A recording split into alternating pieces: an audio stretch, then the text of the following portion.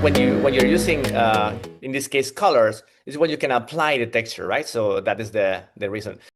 So when we are doing the sketches, actually helps to just draw a node here and put this a tree. Because when we are actually working with high level of interpretation, the nodes will make a huge difference on the generation that you're gonna make.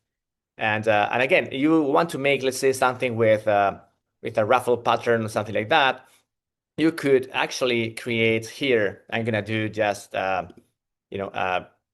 probably a white rectangle. I'm gonna make the line fully white, and then I'm gonna just make another element here. This is gonna be just my texture. I'm gonna put kind of this like red. So what I'm doing here is just constructing my own texture. So just the lines here, and then just select, right click, copy, combine to clipboard. Now, what I'm gonna do is to use the bucket here, and then I'm gonna apply the texture from clipboard. So now we have lines, and now because we have lines, we can modify the scale by going to edit texture, tile mode, and then reduce the scale so we have exactly the precision that we want to get in this generation. So these patterns help guide the scale of the generations.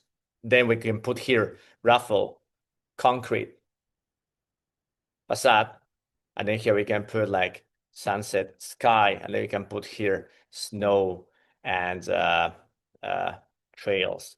And then here's like a mound of snow. And then we can put here like modern sleek geometry. So we can add more nodes, right? So then the prompt below needs to make sense. The prompt below is the general prompt. So don't worry to describe too many things. If you already have many nodes, just keep a very, very simple like description. Front view, realistic image of a building blending with the snow. Okay, that's it. Remember that we also have people here, okay? So you can put a person, and the person will be actually very helpful to tell AI the scale of this element. So it can put the person like here, and then it will tell the scale of that building. So generation, we can actually launch it. I'm gonna use precise. I'm gonna go for, in this case, again, agentic 2.0, and then generate. I'm gonna leave it generating there. This one, remember the one we did with the raffle texture?